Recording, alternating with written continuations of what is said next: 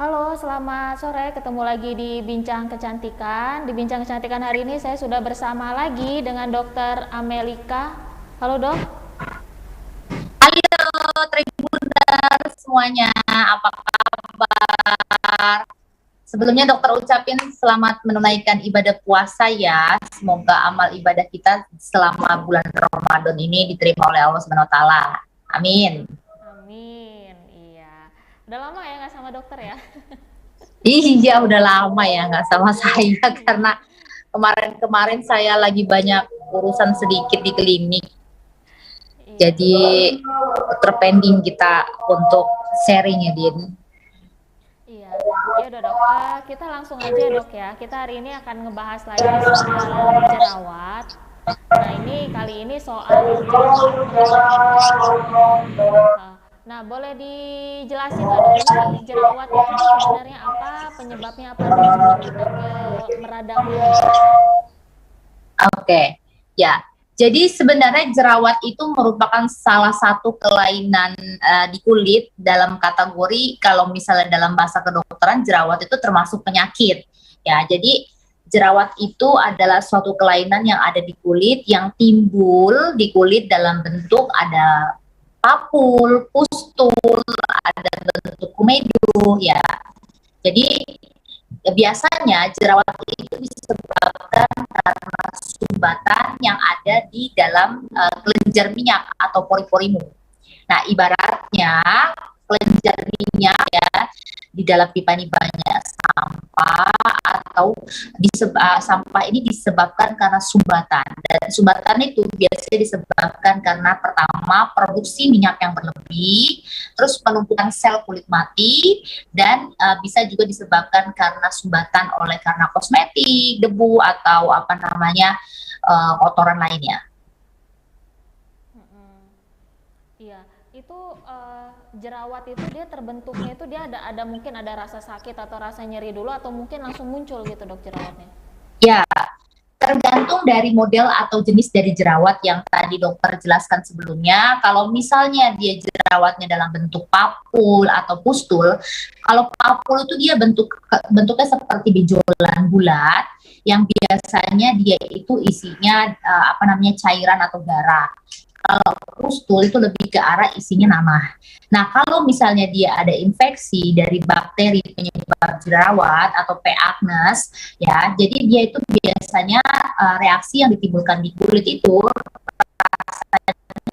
adalah nggak nyaman, sakit, perih. Nah, itu tandanya ada reaksi dari si bakteri penyebab jerawat.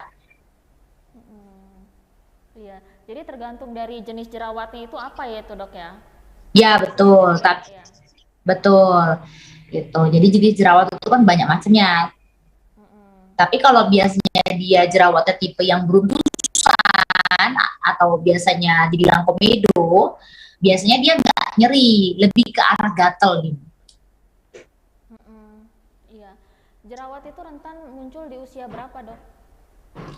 Jerawat itu biasanya muncul pada saat mulai usia remaja atau usia pubertas. Biasanya dia di atas 12 tahun. Kurang lebih di antara 13 sampai dengan 21 tahun. Itu masa pubertas, masa di mana kan hormon kita lagi pada aktif ya, Din.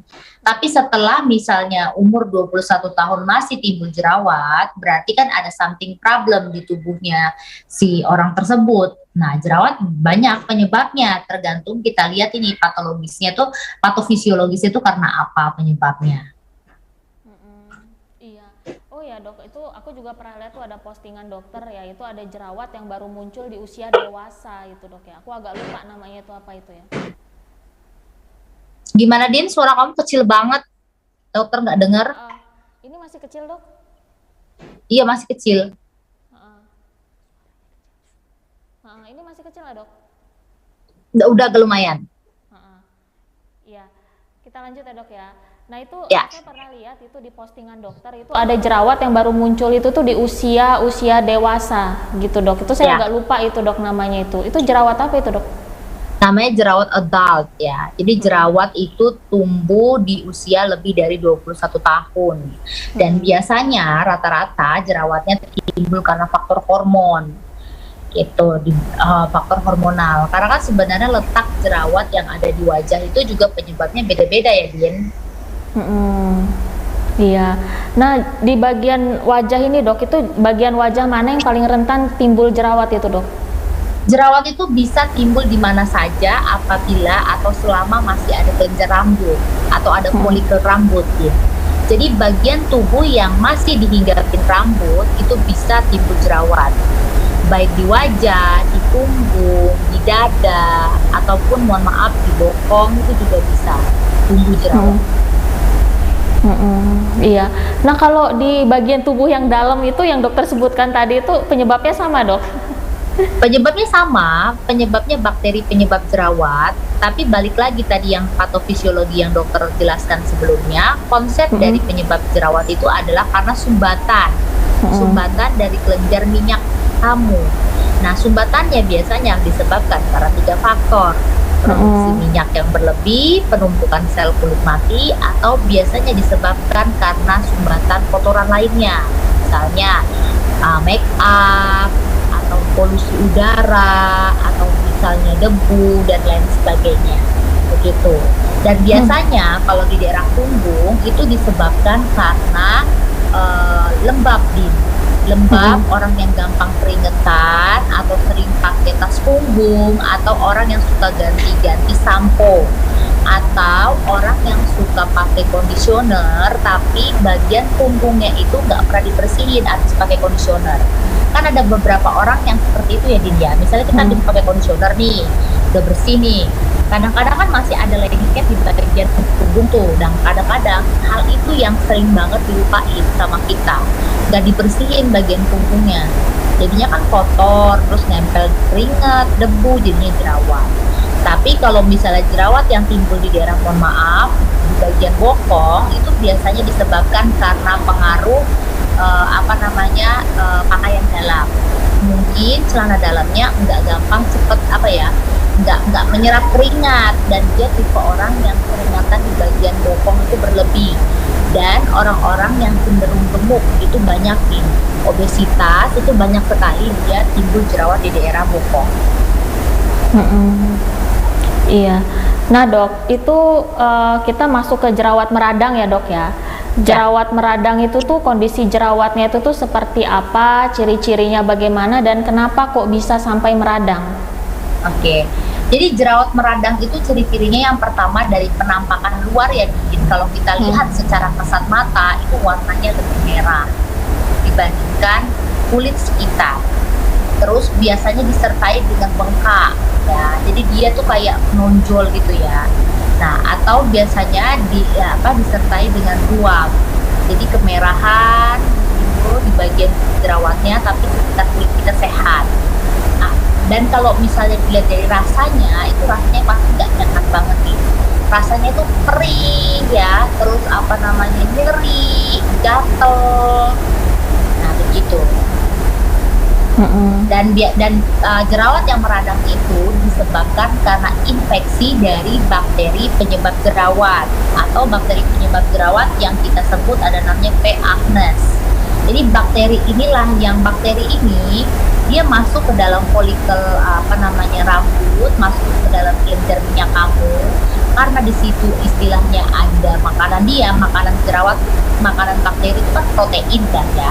Misalnya di dalam jerawat itu ada sejumlah produksi minyak yang berlebih, sumbatan kotoran dari make up dan segala macam bercampur dengan protein kulit, dia akan masuk nih, ada sinyal nih, oh ada makanan saya masuklah nih ke folikel ke kelenjar minyak kamu itu, terus menginfeksi, jadilah meradang, jadilah bengkak, jadilah rasa perih, jadilah rasa nggak enak. Iya, kalau jerawat meradang itu udah pasti bentuknya itu tuh besar ya, Dok ya? Enggak juga sih, ada juga yang kecil. Pokoknya kalau misalnya jerawat meradang, intinya dia lebih kemerahan. Dia lebih kemerahan dibandingkan daerah sekitarnya. Kalau diraba agak anget dikit. Jadi kalau misalnya dipegang nih jerawatnya sedikit nih, ada rasa sensasi anget dibandingkan kulit daerah sekitarnya. Terus biasanya rasanya nggak enak, nyeri, panas, gatel, pengen digaruk, pengen dipecahin, pengen dikeluarin jerawat. Iya. Nah, kalau kita jerawat meradang itu, Dok, nah itu harus gimana, Dok? Apakah harus ke klinik? Kalau pakai obat-obat dari luar itu bisa nggak, Dok? Sebenarnya konsep dari pengobatan jerawat itu adalah diri kamu sendiri, Din. Kenapa dokter bilang seperti itu? Dokter selalu menjelaskan ke pasien-pasien dokter. Kalau kamunya nggak berubah, kita sama aja kayak main bola pingpong. Kalau kamu ngelihat orang main bola pingpong, itu bolanya kan nggak sudah-sudah kalau tidak ada salah satu yang kalah. Nah, begitu juga dengan badan kita. Nah, kalau misalnya kamu itu tidak memperbaiki pola hidup kamu, tidak memperbaiki pola tidur kamu, tidak memperbaiki manajemen stres kamu, kamu sama aja kayak main bola pingpong. Nggak akan sudah jerawat timbul lagi, jerawat timbul lagi. Jadi walaupun kamu sudah berobat keliling ke klinik semahal apapun, kalau diri kamu tidak berubah, itu sama aja bohong menurut dokter. Gitu. Jadi konsep sebenarnya pengobatannya adalah sebenarnya tidak perlu pakai krim, tidak perlu ke skincare, tidak perlu ke klinik kecantikan atau tidak perlu ke dokter. Sebenarnya untuk penanganan awal adalah manajemen dari pola hidup kamu. Pola hidup kamu sudah benar, sudah baik, itu nanti jerawat itu yang meradang itu akan reda sendiri peradangannya. Gitu. Dengan cara apa sih, Dok? Oh iya, bersihin, cuci muka dulu rajin. Saya harus pakai apa, Dok? Nah, kemarin kan dokter pernah posting tuh ya di di dokter cara pilih sabun. Jadi kalau untuk orang-orang yang gampang jerawatan atau gampang ini berminyak mukanya atau gampang komedoan, pilihlah sabun yang fungsinya adalah kulit berminyak. Dengan ingredientnya kayak mana, Dok? Aku bisa pilih yang kandungannya tinggi oil, salisilat acid, sulfur, gitu. Dan ada beberapa sabun kan yang dalam bentuk scrub. Nah, kalau kamu pilih sabun yang dalam bentuk scrub boleh-boleh saja. Tapi pilih scrub yang butirannya lebih halus, karena kalau misalnya butirannya gede dan kasar, takutnya pada saat kamu buka itu akan membuat jerawat lebih radang, begitu. Iya, tapi kan ada orang yang nggak betah gitu, Dok, ya dengan kondisi jerawat kayak gitu. Dia kalau dia datang ke dokter untuk minta skincare-nya itu bisa ya, Dok, ya? Bisa.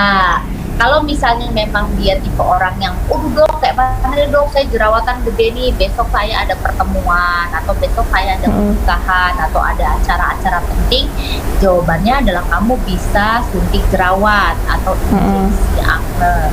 Nah, injeksi akne ini, dia itu disuntik jerawatnya, di mana di dalam suntikan itu ada obat namanya steroid, gitu ya, steroid atau antiinflamasi. Nah, steroid atau antiinflamasi ini dia berfungsi untuk meringankan atau meredakan peradangan dalam waktu cepat, tapi bukan sebagai win-win solution. Jadi artinya kalau misalnya injeksi akne diberikan dalam dosis yang tidak sesuai atau dikit-dikit suntik nih deh, dikit-dikit suntik, takutnya malah bikin scar atau malah bikin bopeng yang after dari suntik itu. Jerawatnya kempes, ninggalin scar, ninggalin bopeng. Jadi harus bijak juga untuk melakukan suntik akne, dan biasanya kalian harus bisa konsul dulu ke dokter.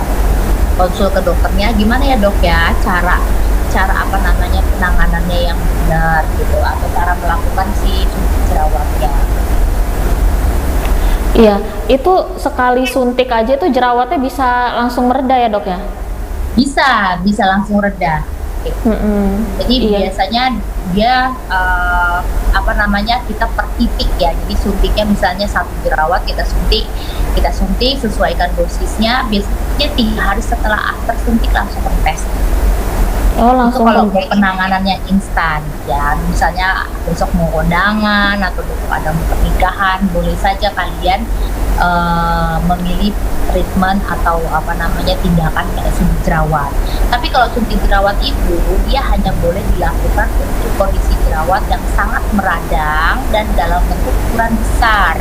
Kalau ukurannya kecil banget, terus sudah dipencet sama kamu, juga keluar isinya tapi masih tetap jendol, lebih baik sih nggak usah.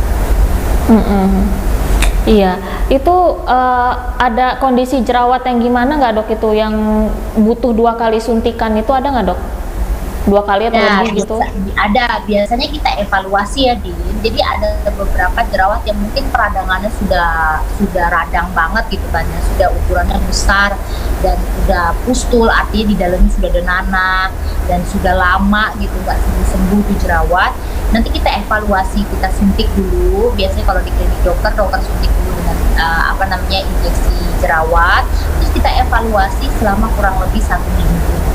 Kalau misalnya dalam waktu 1 minggu itu tidak ada perubahan, artinya itu ukurannya masih tetap sama, nggak kempes juga, bisa dilakukan pengulangan. Nah, pengulangannya itu bisa after dari 10 hari atau sampai dengan 14 hari setelah suntikan pertama. Oh, jadi tetap ya dokter ngelihat dulu ya tuh kondisinya itu tuh gimana gitu ya, nggak asal suntik aja. Iya, atau dilihat dulu. Iya, tapi kalau pasien ini dia nggak mau suntik ya dok ya, mungkin dia takut suntik gitu. Dengan skincare bisa nggak dok dari krim-krim dokter?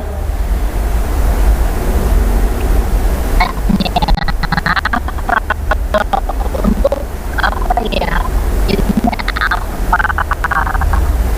Kalau misalnya kamu pakai ada perlindungan kosmetik atau perlindungan kamu bisa pakai krim yang ingredient dari niacinamide atau vitamin B, dia kan anti-inflamasi dalam tubuh ya, atau silat-silat sayur kalau misalnya dia masuk ke dalam antibiotik Bepom. Terus bisa juga menggunakan sulfur ya, juga bisa. Nah, tapi kalau untuk golongan farmasi biasanya dikeluarkan oleh resep dokter dan dikeluarkan oleh diberikan oleh farmasi atau apotik. Nah, biasanya itu akan ditambahkan sejumlah antibiotik atau bahan-bahan seperti vitamin A atau retinol atau disebut yang dalam istilahnya namanya tretionin. Dosisnya beragam, mulai dari 0,025 sampai dengan 0,1%, tergantung dari kondisi jerawatnya. Dan kalau misalnya jerawatnya meradang banget, jerawat yang tipe acnoconglobata, kalau kamu pernah lihat jerawat yang benar-benar gede banget, numpuk jadi satu, gede, isinya nanah, itu namanya acnoconglobata. Nah, acnoconglobata biasanya menggunakan benzoyl peroksida atau dalam istilah orang awam menyebutnya BPO gitu. Nah, itu bisa digunakan untuk pengobatan dari jerawat. Biasanya sih krim farmasi jerawat itu dia kombinasi antara antibiotik, terus vitamin A sama antiinflamasi. Oh iya, jadi kalau nggak pakai suntikan itu bisa. Kalau dia nggak mau suntik bisa pakai krim dokter aja, bisa dengan kombinasi 3 tadi itu dok ya? Ya betul. Oh ya dok, itu acnoconglobata itu memang banyak ya dok yang ngalamin itu masih? Banyak, Min. Rata-rata sih cowok ya. Kalau pasien dokter yang di klinik rata-rata cowok. Itu penyebabnya apa itu dok, acnoconglobata itu? Sama aja penyebabnya itu karena sumbatan dari kelenjar minyak. Dan biasanya juga kan karena hormon remaja. Jadi di dalam tubuh pria itu ada namanya hormon androgen, gitu. Nah, jadi hormon androgen ini adalah hormon yang mempengaruhi seluruh tubuh pria. Tapi pada saat hormon androgen meningkat, ya feedback negatifnya dia akan meningkatkan produksi minyak. Jadi kelenjar minyak atau namanya kelenjar sebasea itu menjadi aktif. Nah, pada saat si kelenjar minyak ini aktif dan menyumbat folikel rambut ataupun pori-pori yang bermasalah, ini yang nantinya akan jerawat. Makanya dok, sebenarnya orang yang berminyak bisa gak sih jerawatan? Ada loh teman saya yang berminyak tapi dia nggak jerawatan. Tidak semuanya, Din. Jadi orang yang berminyak belum tentu dia jerawatan.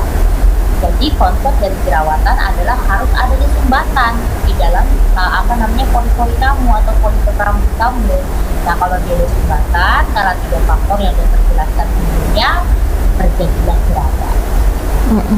Iya. Acnoconglobata sama jerawat meradang itu beda ya dok ya? Sama. Jadi sama gini ya? loh. Jadi gini, akne itu kan macamnya banyak ya.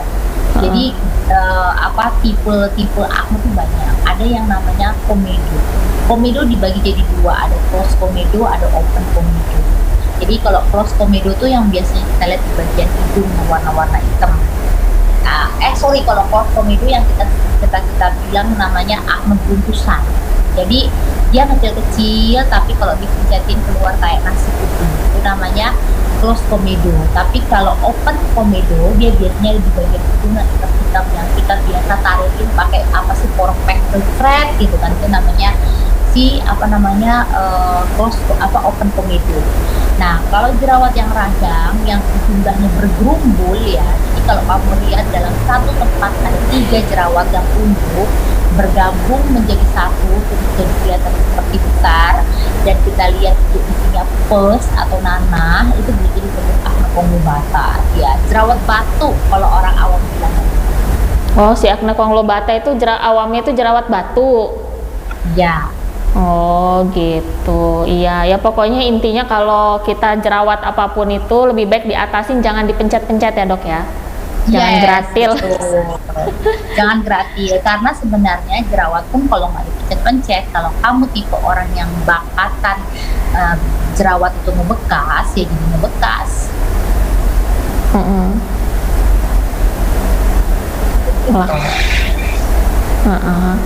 Iya, iya dok. Oke dok, sebelum saya tutup ada yang mau dokter sampaikan dok? Ya, jadi sebenarnya penyampaiannya sih simple ya. Kalau misalnya buat tribunal semua yang lagi bermasalah dengan jerawat, jangan putus asa, tetap harus disiplin, manajemen hidupnya lebih diperbaiki, dan yang paling utama adalah pola hidup kamu harus pola hidup yang sehat.